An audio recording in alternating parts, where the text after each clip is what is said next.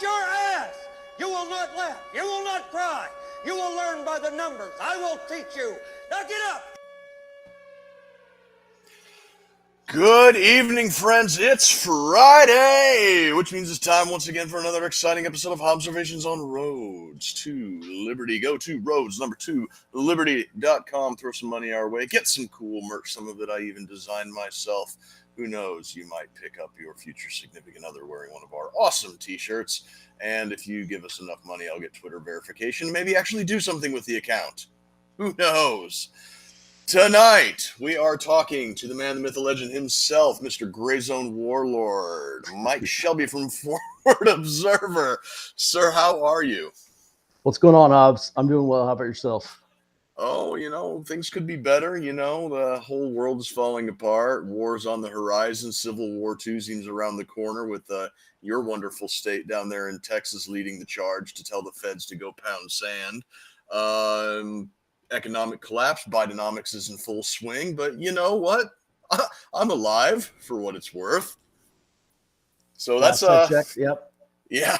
That's good. Still got a pulse, I think. We'll see how that goes for the foreseeable future. And speaking of the future, I thought it would be interesting to have you come on with us tonight.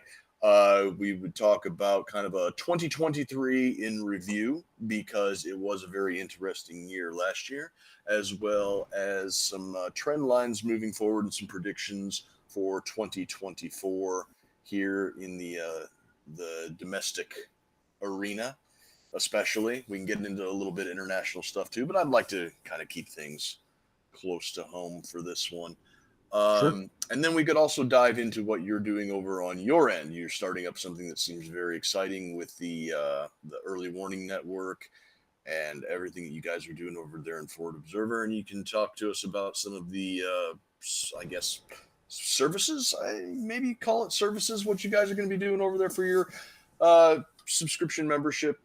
And we'll just see where the conversation goes from there. So without further ado, why don't you just kick us off while I finish tagging a bunch of people on this post real quick. All right. Yeah, tag me and I'll share it. Hey, what's up, everybody? I'm Mike Shelby. I've started a company called Forward Observer back in 2016. And I saw that woman being pelted with eggs and tomatoes or whatever people were throwing at her. It's 2016. It's the middle of the Trump campaign. This woman, poor woman, Trump supporter, is downtown somewhere. I don't, it's like Chicago or Philadelphia or something like that. And she's just being harassed by all these leftists.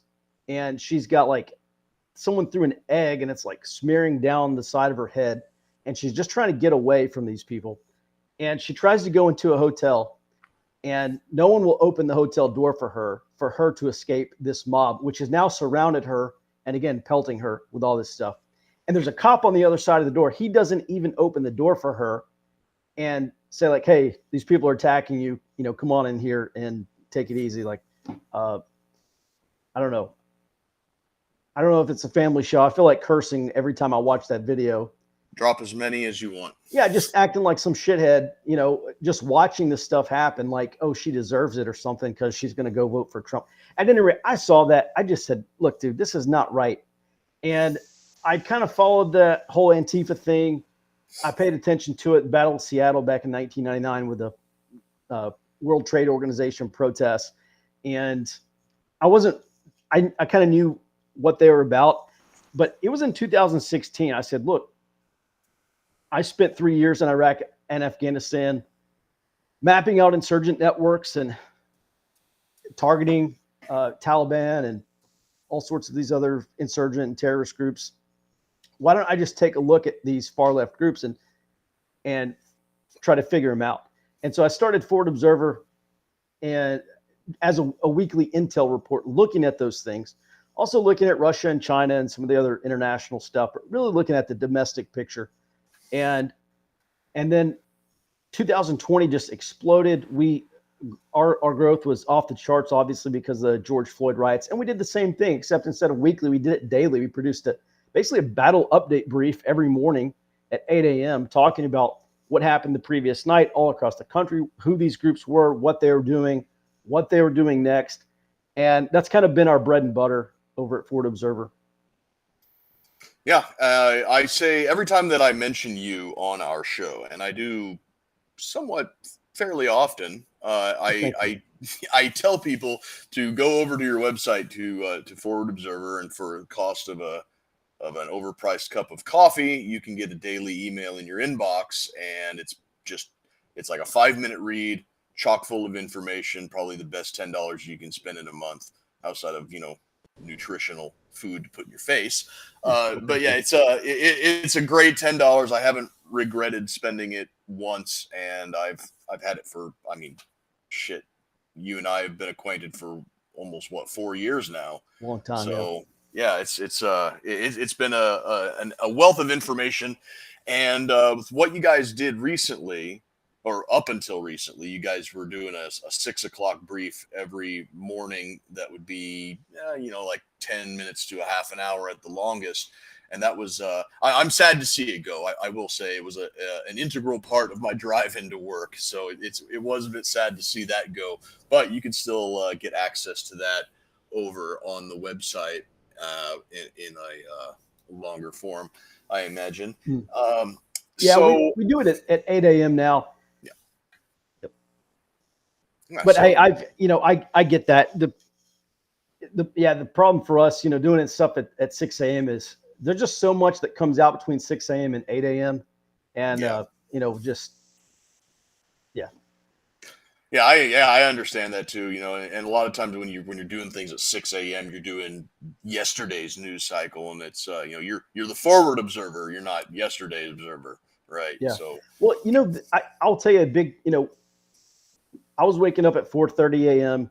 And so, at work by 5, no later than 5. And we've got an hour to kind of shore up things, look at what happened over the past, 6 hours of sleep that I got or 4 hours of sleep that I got, and, compiling that into a report and then do a brief on it. So this is something that typically an entire intelligence section does. And we're like 3 or 4 max dudes trying to do this, trying to keep up with the whole world and domestic. So it was a big bite. Yeah, and you do have a very knowledgeable team over there, and they do a very good job of compiling the information, putting everything together. The briefings were always, I think probably the thing that I appreciated the most about your early morning briefs has always been just everything you need to know, and no fluff, no bullshit, nothing that you don't. It's like, these are the facts as we know them. Do with it what you will. Execute. Mm-hmm. That was, thanks. Thank you for that. My mission was always to write the intel report that I wanted to read. I'm longtime intel guy. And so there just wasn't something like that out there. There's long form news articles. And if you want to read 2,000 words to get 3 important facts out of it, knock yourself out. That's just journalism and news reporting. And then there's the other side. There's just like the Fox News, let's have, I don't know, let's have some political commentator talk about geostrategic events. And so it was fairly worthless. So I didn't, we just try to provide something that's useful to everybody. Yeah, and that's you got to kind of dance a fine line there, because sound bites, like too concise, or sound bites can come off as being either biased or incomplete information or out of context or whatever. Or you get, like you said, read 2,000 words to get 3 bullet points of information. I have to imagine that probably 9 times out of 10, they're hiding the important stuff in a deluge of words, because you're not really meant to find that sort of stuff. It's like, I don't have time for this. Whatever, just throw it away, and then you're still uninformed. So being able to have everything broken down to the point that it is just the facts, ma'am, but also where it comes off as not out of context is a valuable source of information for anybody who wants to stay abreast of current events, both here and abroad. Yeah, 5 minutes, a 5-minute read, on average for a long time. And I think we've been skirting like 7 to 8 minutes just because all the things going on in the world. But, even the only reason why Forward Observer exists is because the people who are supposed to be informing us are not doing their job very well. And I'm just constantly amazed at how much, I'll jump on CNN or Fox News and do a quick headline search for a topic that's happened in the last 24 hours and not a blurb about it. So I don't know. There's misinformation, there's disinformation, and then there's just, ignoring information. So that's the third problem, the error of omission. Yeah, and let's talk a little bit about those terms, because we've been hearing an awful lot about the terms misinformation, disinformation, and the new one that came up about this time last year was malinformation. That was when I heard these 3 terms being thrown around, and I figured out what they meant and the context that they were being used in. I knew that we've got a psyop of unusual size about to drop on us, because you have I forget, like, misinformation and disinformation. I typically get them around. It's like misinformation is information that's wrong.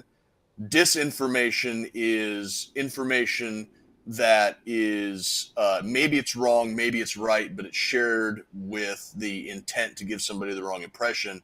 And then malinformation, that was the one that really kind of perked my ears up. Was malinformation was information that's true, but it's being shared in order to get some type of a rise out of somebody. And this goes into the very short-lived phrase that was only on the tip of everyone's tongue for about a week before everybody called bullshit on it, and that was stochastic terrorism, where they told everybody that this information is true, but the only reason that you're being told this information is because they want somebody to riot. And it's like, you motherfuckers are the kings of disseminating information in order to get a riot going. So I don't want to hear word one from the mainstream media about stochastic terrorism, you fraud hacks. Mm-hmm.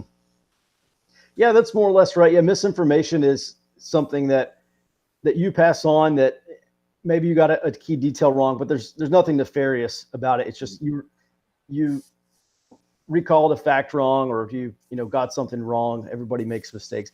Disinformation is really targeted. It's deception. It's trying to modify behavior. Hey, I tell you, hey, this guy's going to go left, so you plan on him going left. I know he's going right, and I tell you that because I'm deliberately disinforming you.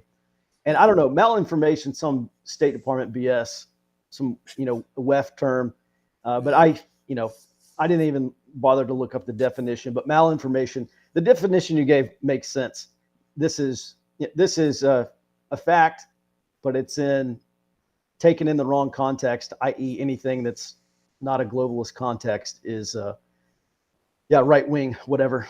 Yeah, it's an inconvenient truth. and not the bad Al Gore movie that was full of shit, but an inconvenient truth for their agenda. Exactly. Yeah, that makes They just sense. they just don't want you to have this information, no matter how true it is, and no matter how much it could help you in your life. You knowing it is an inconvenience to them. Therefore, it's malinformation. Naughty, naughty. It's amazing though, because they call this stuff out that's coming out from Alex Jones and some people on the right, which that's fine. That's their, as of right now, that's their right to do. But when Biden comes out and talks about jobs numbers, oh, the jobs numbers are great. Oh, the Biden economy is great.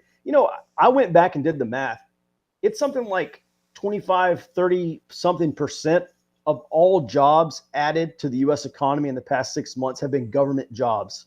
Mm-hmm. At the local, state, or federal level, 25, 30% of all new jobs added in the past 6 months are government employees. So basically, you take the jobs numbers, you take away 25%, and they're abysmal job numbers. But Right. that's malinformation, because it's being taken out of context of even the beautiful Biden economy. And even then, the numbers that they're giving, they're just lies. I mean, even with the 25% added of the government jobs, a lot of times they're just lying. They're not spinning an actual statistic or cherry picking a statistic. They're just straight up coming to your face, be like, "Oh yeah, we added 3 million jobs." It's like, no, you didn't. It's not even close by any metric. You're not anywhere close to the truth. You did not add 3 million jobs. Yeah, right? and those all those jobs numbers are downward revised the next month anyway. Yeah. So you got misinformation, disinformation, malinformation, and just straight fucking lies. I think it was Rand Paul that said the U.S. government is the biggest propagator of disinformation or malinformation or whatever. He's pretty spot on. Yeah, especially these days, man. They're just lying about everything. But so, like I said at the beginning of the show, I wanted to kind of pivot towards a 2023 year in review. Now that we're about 15 minutes into the show, you had a busy year, like you said. Was there anything particular that you saw happen last year that was kind of a theme throughout the entire year, and you see that kind of continuing into this year? Yeah, I think the big carryover last year was from 2022, which was the Russia invasion and the U.S. sanctions seemed to be the turning point. It depends which data set you look at. But I saw a bunch of people come out and say last year, this is the end of hyper globalization, or this is the end of globalization. And I think that's pretty accurate. So I think that's probably the overriding theme. I forget which year it was. It must have been 2022, maybe. Peter Zion, I love or hate that guy. He wrote a very interesting book called The End of the World is Just the Beginning. And one of the points he makes in that book is the United States is going to soon lose the ability to protect global shipping lanes. And when that happens, it's basically going to be every country for themselves. And I guess this is this year, but so it's not quite 2023. But we've just seen a U.S. Navy that's taxed. I mean, they've been asking Coast Guard to come in and do these maritime security operations and maritime security patrols in the Indo-Pacific, which is way outside the typical Coast Guard mission of protecting our borders, protecting our sea borders. And so, I would say last year, to me, thematically, was Peter Zihon's probably going to be right about that, because we're seeing it now. Mm. Yeah, we are. We're especially over with what's going on in the Middle East with the Houthis in Yemen and the things going on with Israel. It's like it's not just that the U.S. Navy is overworked. It's also that these small piddly little groups like Hamas and Hezbollah and the Houthis they don't take the Navy seriously anymore, which is on the one hand, it's a product of the global war on terror grinding our military industrial complex just to the breaking point, because we've had so much expensive gear that we just economically can't keep up maintaining through constant use over and over again. Sometimes cheaper and low tech is better for a long campaign versus this super expensive, super high tech stuff, the crazy sensitive, crazy expensive electronics warfare crap that we've got. It's not meant for these 20-year campaigns of low intensity conflict over, especially in an environment as hostile as the Middle East is, both in hostility and from a military sense, and from environmentally hostile with the dust and salt water there in the area where our Navy's operating now off the coast of Yemen. So they don't take us seriously anymore, and they're realizing that they can get away with it because the personnel are burned out, the equipment is worn out, and the chain of command is either incompetent or just flat out hate this country and evil. So we're seeing a lot of breakdown in the United States' ability to protect these vital shipping lanes, like the Suez Canal, Straits of Hormuz, the area around the Mediterranean Sea. And unfortunately, as prestigious as it is to be the global hegemon and the securator of the global shipping lanes, unfortunately, when you put all of your eggs into the U.S. basket, when the U.S.'s basket is being carried by someone whose brain is riddled with Alzheimer's and dementia, eventually he's going to drop that basket, and then you're going to be up Schitt's Creek without a paddle. So do you see, at least as far as the naval side goes, do you see any of the other, I don't want to sound insulting when I say lesser powers, but some of the NATO and other European powers, maybe like Japan or Australia or something like that, do you see them maybe having a rapid uptick in their military abilities, a scaling up of their navies in order to kind of pick up the slack? Or do you think that we're in for some type of a global shipping collapse that's going to really hit us in the ass? Yeah, I think Xeon tends to think we're probably looking at a pretty close to a shipping collapse. He doesn't use that terminology exactly, but he says these countries are going to have to start patrolling their own waters, and they're going to start having surcharges. Okay, you want to transit through our waters and you don't want to get pucked by pirates? That's fine. It's $17 per container or whatever. I don't know, whatever it is. Yeah. So listen, I'm out of my depth on Navy stuff. Honestly, Jared's our big Navy guy. But one interesting thing I have seen all throughout last year and really over the past couple of years is the Indian Navy. They're nowhere near any kind of naval superpower, but they've been active in Vietnam. They've pushed over to the Middle East most recently. I think they're talking about joining. They may have joined the Prosperity Guardian thing. I'm not 100% up to date on that. But the Indian Navy supporting the Vietnamese Navy. They've been giving them boats for at least the past several years, and training, and now they're doing joint exercises. I think it was last year the Indian Navy did their largest ever maritime security and defense exercise. So I'm not sure how rapid that growth is, but Navy's India is an aspirational naval power. So the memes are coming true. Just a little bit of a delay there. They're not superpower by 2020, but they're moving. They're moving in that direction, at least as far as the Navy goes. Just one other thing that Jai Shankar, their external affairs, basically their foreign minister or secretary of state equivalent. He was jet setting all last year, going to these countries and selling them on the promise. I think he called it the new India, and basically trying to sell them more or less the Indian dream. We can manufacture all your stuff in India. We're a developing tech hub. We're startups, and we've got skilled labor and manufacturing, and so it's pretty interesting, especially to watch India try to operate as a counterweight to China? Yeah, I was going to say something about that. India does seem to be a mover and shaker, or at least they're trying to be in the manufacturing arena as well as the tech startup stuff. Um, they are a BRICS nation. However, they are also, they kind of got a foot in both pools, so to speak, where they're a lot more West friendly than China is, and they're in the BRICS. So seeing if push comes to shove, where their loyalties will come down, I think is going to be.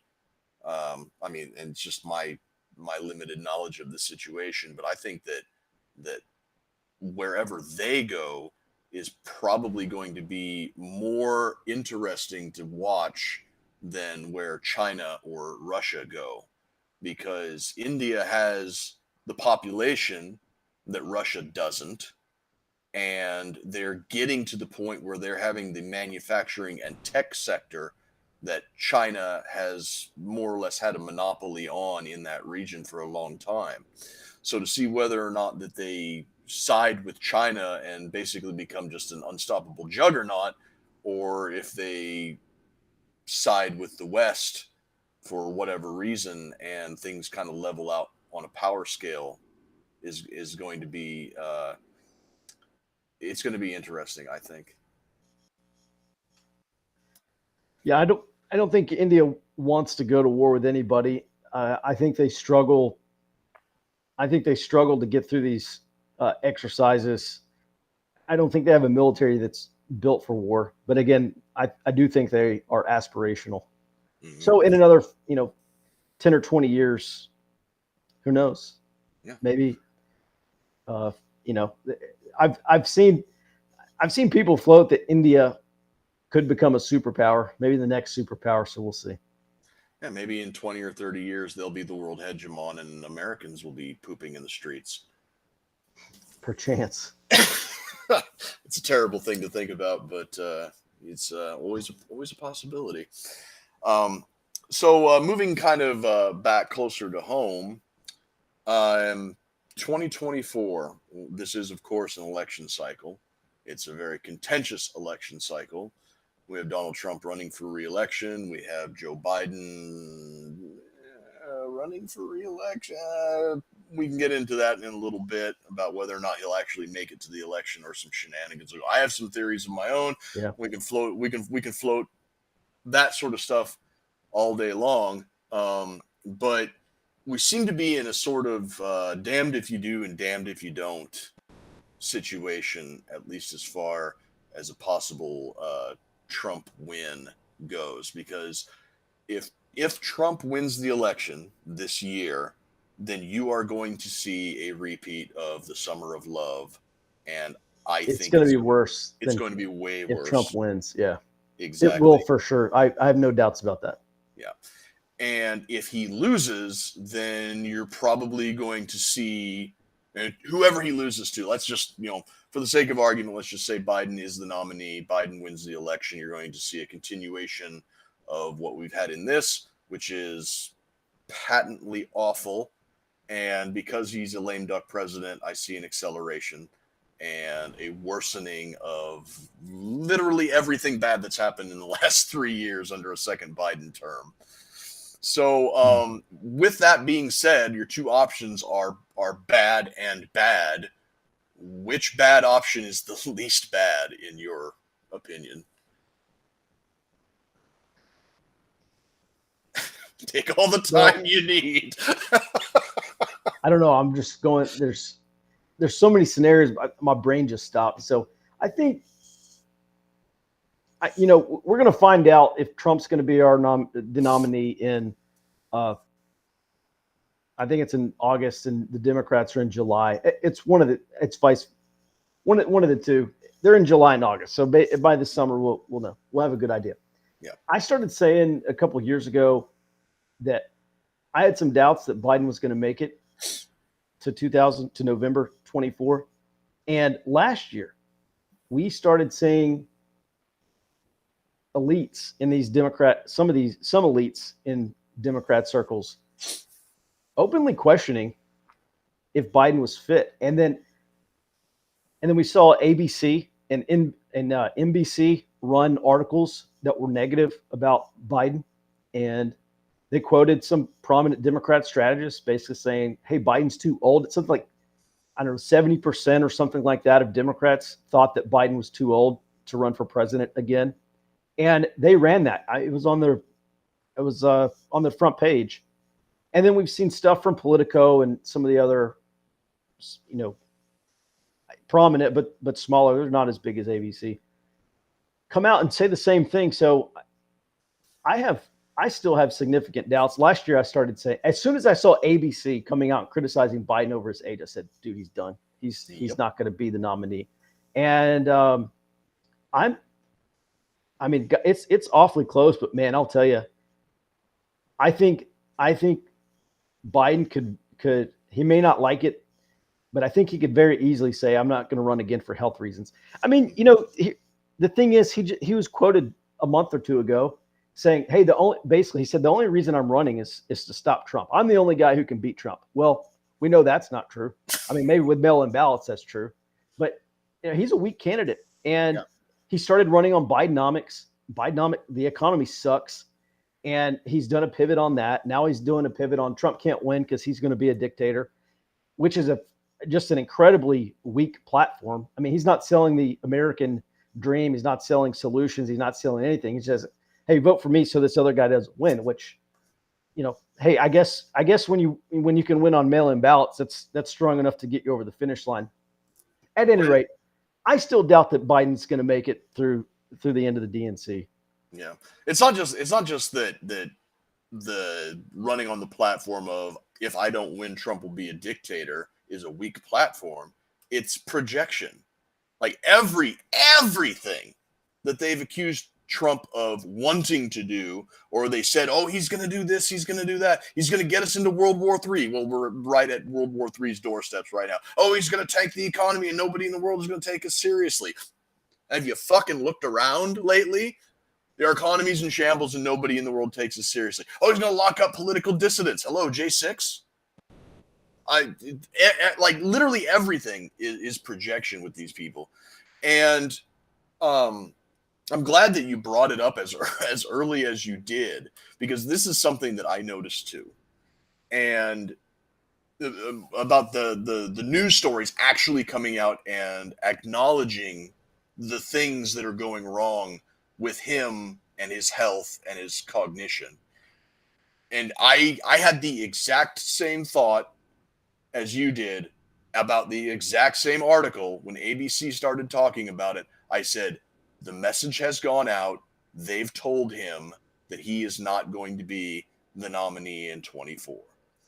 And as we see this, it has been a gradual, slow roll of these. First it's like a left-wing pundit will casually raise the question, and then it'll be a full-fledged article from somebody like David Axelrod or something like that. Mm-hmm. That was the one that I think you're talking about, was David Axelrod coming out and saying, like, yeah, he was one of them. He's toast, because that was the one that pegged my interest in it.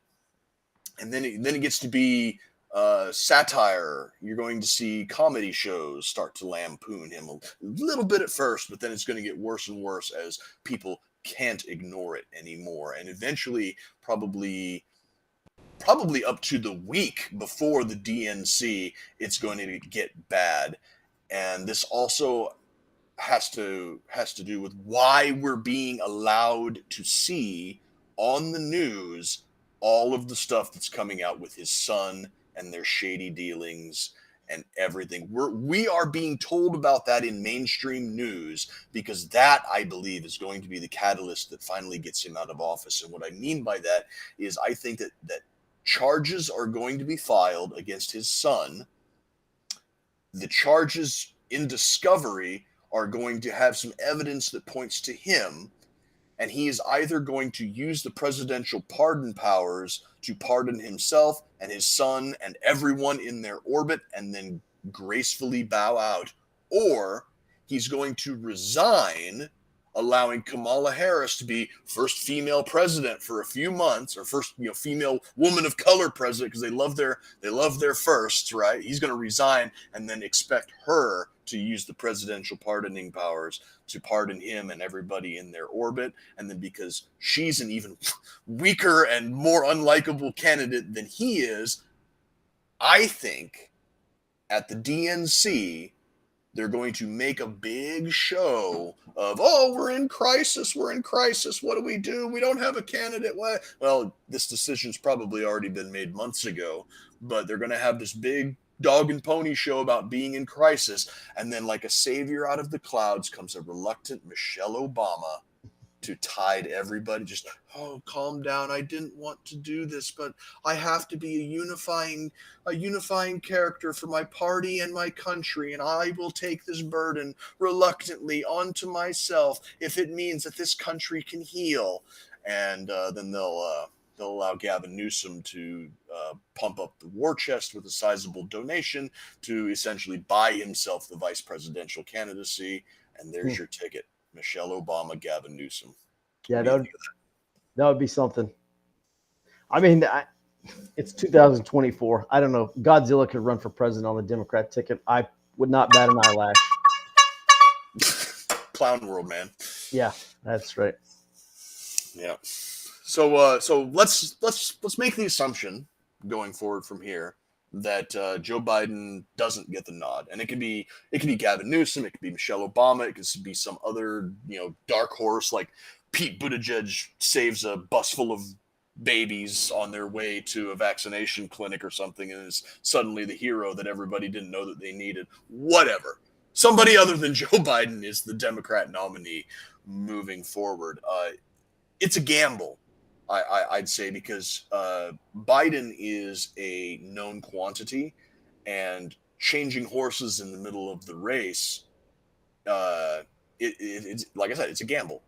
So what do you see moving forward from there? If not Biden, if basically anybody else, what do you see the metrics of the political landscape moving forward from there? Like, who would replace Biden? Like, who could replace him, or the types of media manipulation and shenanigans, the cognitive warfare that the media government industrial complex will levy against the American people to convince them that this brand spanking new candidate is going to be the savior of the country. Like, what do you see moving forward in that type of scenario? Mm-hmm. All right, so I was not alive then, but if I recall correctly, Gerald Ford pardons Nixon after Nixon resigns, and that's kind of a black mark on Gerald Ford's record. Otherwise, I think a fairly popular president, and I don't remember if he doesn't run again, but that whole thing I think leads to Jimmy Carter. So I don't think that, first of all, if Biden pardons himself and his son, or another president does, like Ford did for Nixon, I mean, that's just an incredible, I think 30-40% of Americans, maybe more, are going to see that as a problem of legitimacy. Your president can pardon himself, so he doesn't have to, man, there was a really great quote I heard the other day, and unfortunately it's Friday night, and so about 5:00 today, I just did a total brain dump for the week. But it basically is. Oh, you know what? It was a quote from Stalin or Lenin. I don't know, man. I'm sorry. I'll have to go back and find what that quote was. But it has something to do with, I don't care who makes the laws if I control the money. Something like that. Mm-hmm. That's Evelyn de Rothschild. Yeah, it wasn't that, but it was some Stalin kind of quote about I don't know. Yeah, I don't know. I don't recall the one. The only thing I remember is the quote about the guy that's sentenced to go to the gulag, and the guy that's already in the gulag says, "Comrade, don't worry. It's the first 10 years that are the worst." And so that's the only quote I remember. So yeah, I don't listen. I don't know. I can't tell you anything more than what anybody else can on, Fox News or Newsmax in terms of Gavin Newsom. Is it going to be Big Mike? Is it going to be, anybody else? And so, I don't know. I guess the short answer to your question is I just don't know. That's Robert's our domestic political analyst guy. That's a much better question for him. Okay. But he says kind of the same thing. It's I don't think it's too late for a dark horse candidate. You got the Dean Phillips guy out there that nobody's heard of. I don't think he's got I don't think he's got an ice cube chance in hell.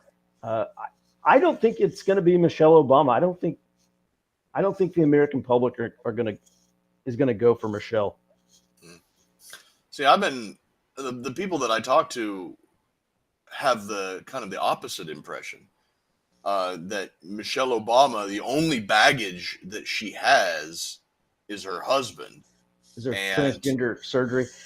Listen, the thing is, for Michelle Obama, what has she done? I mean, she's not like Hillary Clinton. At least Hillary Clinton could say, well, I was Secretary of State and I was a senator. Mm-hmm. What has she done other than decorate the Christmas tree in the White House and have LGBT Day or LGBT whatever day on the White House lawn? I mean, what has she actually done?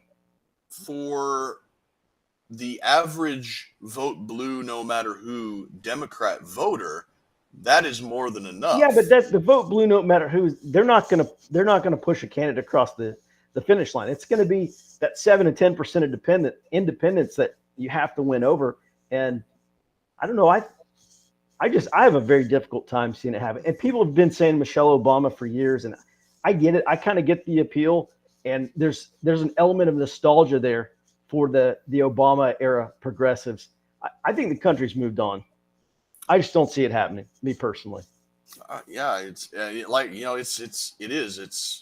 it's really a toss up. Dan Bongino, he said on his podcast a couple of weeks ago that he was a Secret Service agent and he worked with the Obamas. He was part of the presidential detail with the Obamas, and he said that she absolutely hated the spotlight. She was there. They went to great lengths at times to like get her in a disguise to like just go out and do normal people shit out in the town, because she hated that so much. So that's one side of it, saying that it's not going to be her and she wouldn't do it even if they wanted her to.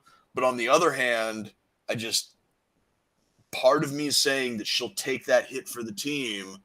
I think there's a 0% chance, and I don't mean to cut you off, but we're staring down a war with potentially Iran.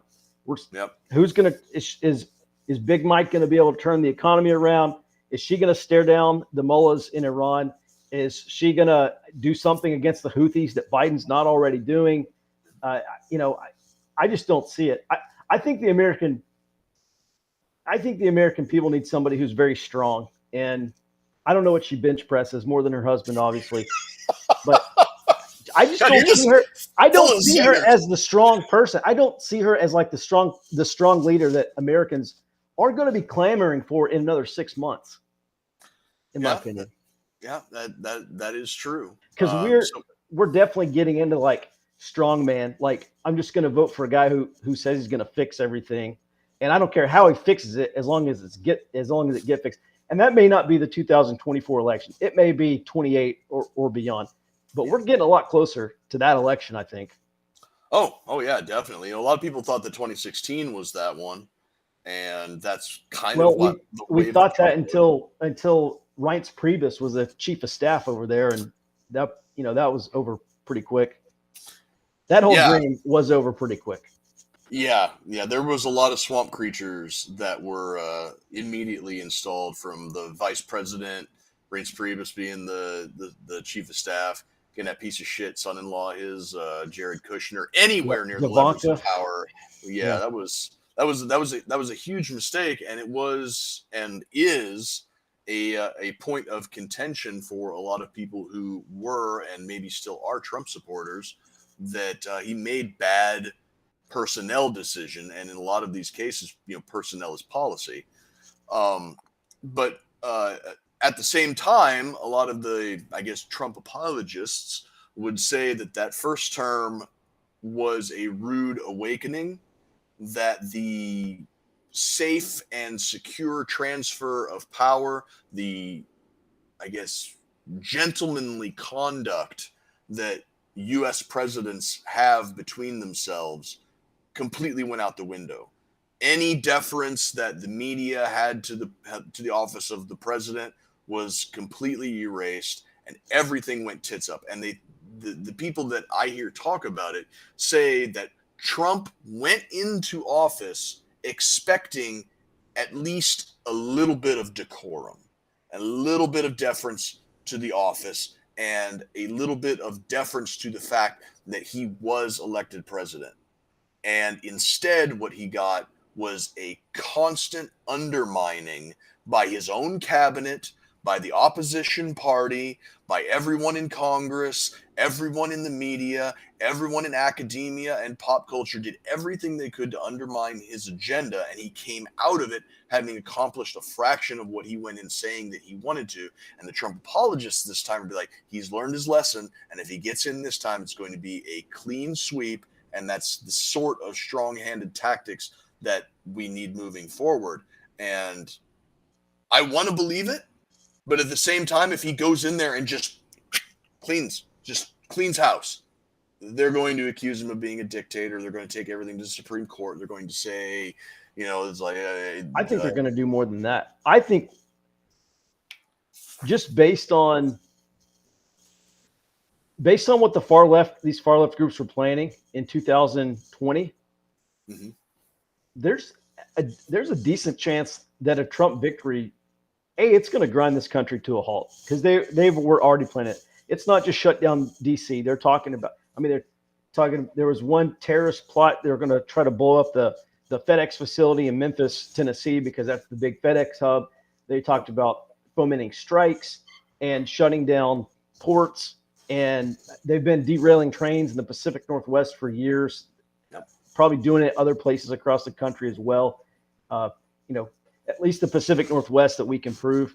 And they're just going to reprise that whole playbook, because that playbook, they haven't deleted it. Those people have not stopped believing what they believe in. They have not stopped planning. All they have to do is just, once they get a sense of urgency this summer, once Trump is on the ticket for sure, and the far left is going to regain that sense of urgency. They've already built these networks. All they have to do is and that their networks have atrophied.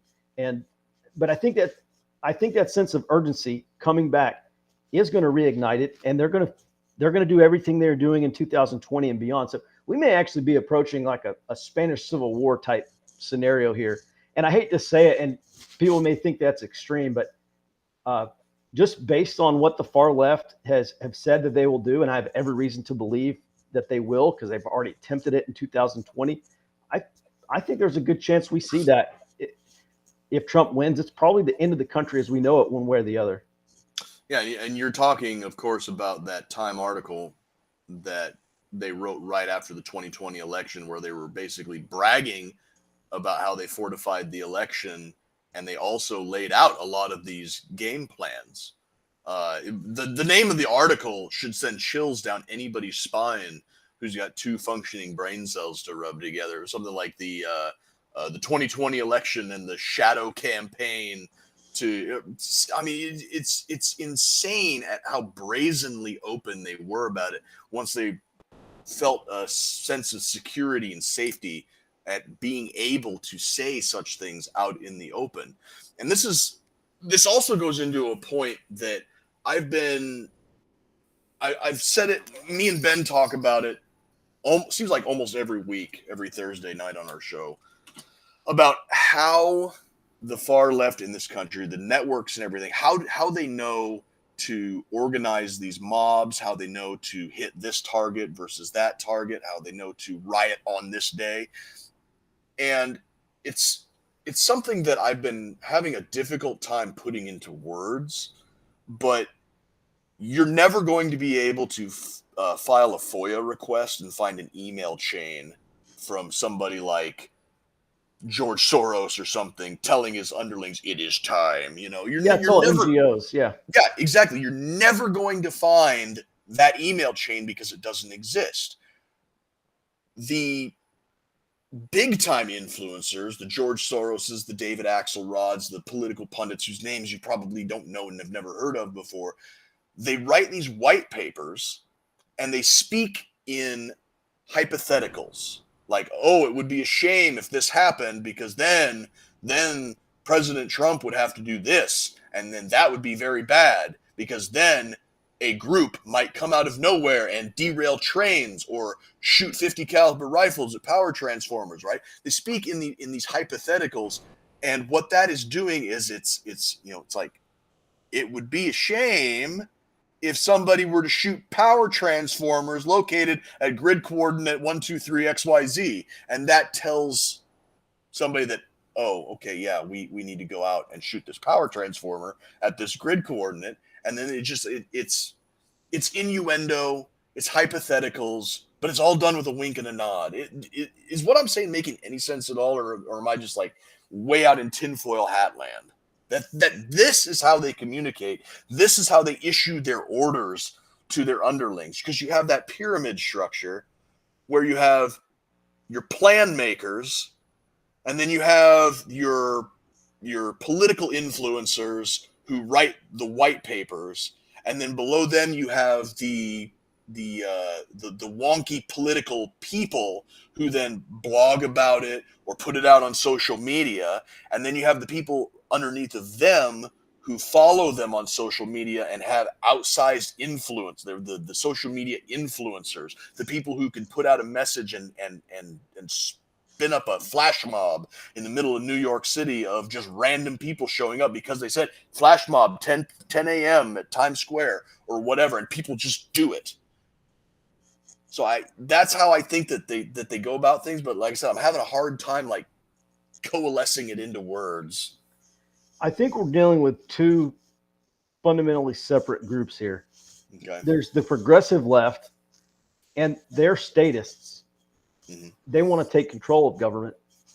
And then you have what traditionally we've called the far left, who are the anarchist left, anarcho-communists or anarcho-syndicalists or anarcho, what they call them, the libertarian socialists or whatever.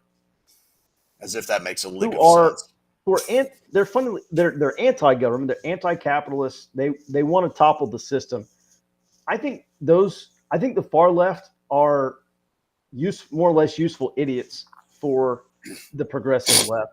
I think there is some relationship there, but a lot of these autonomous abolitionist groups, the revolutionary anarchists, they are not liberals. They're not progressives. They're not your Bernie Sanders voters. They say liberals are next. Mm-hmm. Fascists first, fascists and conservatives first, and then liberals are next. Yep. And so, liberals get the bullet too, right? Yeah, well, I mean, they spray painted that at the Battle of Berkeley in 2017. Liberals are next, or something to that effect. So really, I think we're dealing with two separate classes of people. I mean, there's the establishment left. If you're moderate, progressive, whatever, democratic, socialist left, they want reform. Mm-hmm.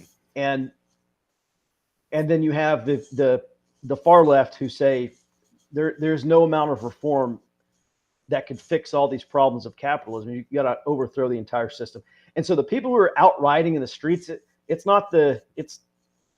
there may be progressives who will go out and engage in direct action against a fascist or allegedly fascist event, but it's not your average Elizabeth Warren fan out there rioting in the streets. No. Those are the revolutionaries. And so that's the big playbook that I see. I see that revolutionary playbook mimicking pretty much every you go back and you read about Mao, the Cultural Revolution, and Vo and Zap, and the Indochina, the communist revolutions out there, and then in Algeria and in Latin America, it's the same damn playbook. It is the same thing, in my opinion. Yeah, and the ironic thing about it is that whether you're dealing with your establishment progressive left or you're dealing with your radical left anarcho-communist types, if either one of these came to possess the levers of power, they would immediately turn on the other one and put them up against the wall. The progressive left would view the radical communists as being a liability, and the radical communists would view the progressive leftists as being just a leftover part of the system that needed to be disposed of. There is no reconciliation between these two groups, but they're going to use each other to further their ends, thinking that they're on the right side of history or whatever stupid buzz phrase that they want to use, on a mission from God, as it were, at least so much as group of atheistic communists can have such a phrase in their terminology. Okay, so we got like 10 minutes left in the show. And for this last 10 minutes, I kind of want to give you the floor. I'll pipe in if I have any questions. But you've got some big things coming over there at Forward Observer, Early Warning Network. You got like classes planned. You've got like something to do with ham radio, signals intelligence, and all sorts of stuff. So I'm just gonna let you have it for the next 5 or 10 minutes. And like I said, I'll raise my hand if I've got any questions or need to have any input. So why don't you go ahead and just tell us what it is you've got planned and where people can get themselves involved if they feel so inclined. Sure. Yeah. Well, first of all, I appreciate the platform, and it's always good to chat with you. And so thanks for having me on. My website is forwardobserver.com.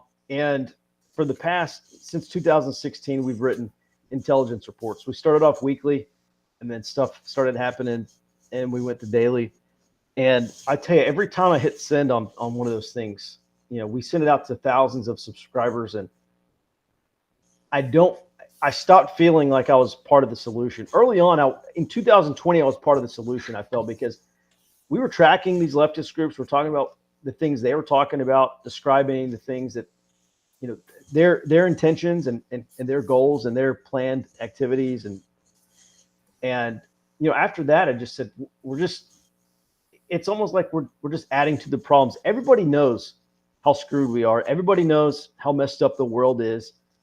Do we really need to know that China has some new submarine, or their new, defense minister is a Navy guy? That's important for understanding what a war with China would look like, but that's not a solution. And so what we've done is evolve into a solution. We have over 5,000 subscribers, and that's a huge network.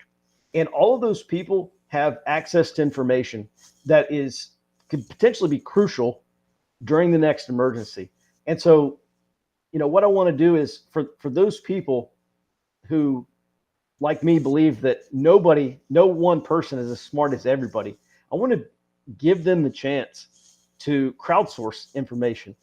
At Forward Observer, we do a really good job at describing national and global news items of national relevance. But if you live in Jacksonville, Florida, I can't tell you what's going on there. There's too many Jacksonville, Floridas. But that's something that we can empower subscribers to do. We can empower subscribers to share information at the local level. And so that is our ultimate goal with the Early Warning Network, is we continue to describe the national and global strategic picture, but push down the information sharing down to more local levels. And we can do that with the internet while we have the internet. If we get into a war with China, or it's that Netflix movie, whatever, if they're really trying to seed that into the zeitgeist, okay, we're obviously going to lose we're obviously going to lose the internet at some point. And so, our big thing is to work with my buddy John Jacob, longtime friend over at the American Readout Radio Operators Network, and Amron is going to be our backbone. And so our goal is to move this online community onto a ham radio network that, we can still continue to send data. We can still continue to receive and digest and produce intelligence reports and send those back out. Because when the internet goes down, whatever information you can collect locally, that's all you're going to have. And not everybody's an intelligence analyst. Not everyone's an intelligence collector. And so what we want to do is help develop those skills for network wide, help teach people how to do that. And then also, the goal is to get people up on ham radio so we can continue to communicate. Best case scenario, we do it over the internet. Worst case scenario, we're sending data to each other over ham radio.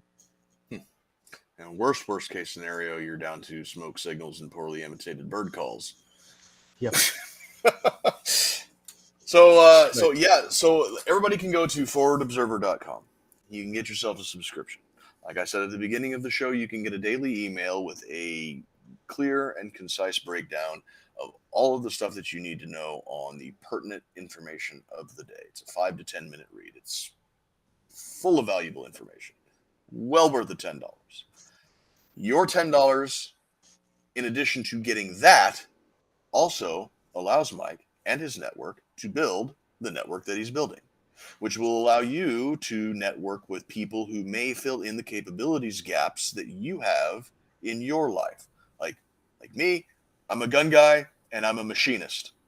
I don't know shit about intel collecting, but somebody down the road from me might, and I might have no idea about that until I get on Forward Observer, I get into the network, and I'm like, hey, I live in, central Nebraska, and I got this skill. Does anybody have this skill? And maybe somebody does. And that's the type of thing that you get out of setting up these networks like this.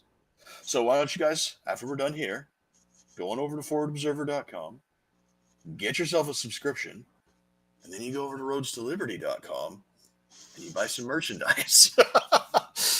And speaking of buying merchandise too, you have a book out. Or you have a few books out, but your last book, I still need to go and buy it because Send me your address. I'll send you a copy, man. Okay. I don't know why I haven't sent you a copy already. Yeah, it's the Area Intelligence Handbook. It's available at grayzonestore.com. And it is a full-length manual on how to do an area study, what goes in it, and where you can find the information. All right. So there you go. grayzonestore.com to get the book. forwardobserver.com to get hooked into the network and get your daily briefing and get your subscription and everything else. We're running up on the hour right now. Mike, is there anything else that you think that everybody needs to know before we sign out for the night? Just take it away. Do your area study. There's so many people talking about bug out bags and expensive radios and no one to talk to, and they've got 15 AR-15s and you can only shoot one at a time. The area study is going to show you your assets and opportunities you have locally to develop. Going to show you your threats and hazards that you need to be planning for, and you cannot operate in an environment that you don't understand. So all I've taken is military doctrine, apply it to a civilian community type setting, and the ultimate goal is you do an area study because it is a blueprint for action. We're not just sitting around. We're developing political, social, and economic power because that's what wins low-intensity conflict, not guns and bug-out bags, believe it or not. Yep, and unfortunate as it is, people on the political right, American patriots or whatever we are, really behind the eight ball as far as community organizing and networking and all of the things. Yeah, there's a reason why community organizing is a profession on the left, because it works, and that's why they're winning. Exactly. And I think you and I have talked about this maybe 2 or 3 years ago, and the reason for that is that the more you are inclined to want to be left alone, the more inclined you are to want to leave other people alone. That's why politics and running for office and everything that goes along with, community organizing and wielding political power over others is seen as a dirty chore on our side of the aisle, and it's seen as an aspiration on the other side, and that's why we're so far behind. Can I share a story in 1 minute? I got this from Mystery Grove. There's a great movie called Ride with the Devil. Go watch it. It's such a good movie. In the middle of that movie, it's about bloody Kansas, and you have the Jayhawkers coming in from the north. You got the Bushwhackers who are Confederate sympathizers. And in the middle of that movie, one of the characters says, "Have you ever been to Lawrence, Kansas? All these Northerners, all these Yankees are moving in, and I knew that they were going to win when I saw that before they even started building a church, they built a school, and they rounded up every single farmer's son and every farmer's daughter and put them in that school, and they taught them what to believe, and they taught them how to think, and they're not satisfied until everybody thinks like they do. And he says that in the middle of this movie about the early 1860s. It's just like, holy shit, that's 2000. I mean, that's the 2020s. That guy nailed it. Yep. It's a great movie. Go watch it. But you'll watch that part in that movie and you'll just be like, that's exactly it. It's a struggle as old as time. It's unfortunate, but it definitely is the struggle of our day, the struggle of every day. I had something I wanted to say, and then it just completely slipped my mind. No, you're fine. I think that'll be a good place to close it out for tonight. Like I said, everybody, GrayzoneStore.com for the book, ForwardObserver.com for the subscription and the early warning network, and Roads2Liberty.com to float money our way. We appreciate it. If you liked what you watched tonight, please consider giving our channel a like and a subscribe. Share it with your friends. Tell them that, hey guys, this shit's important.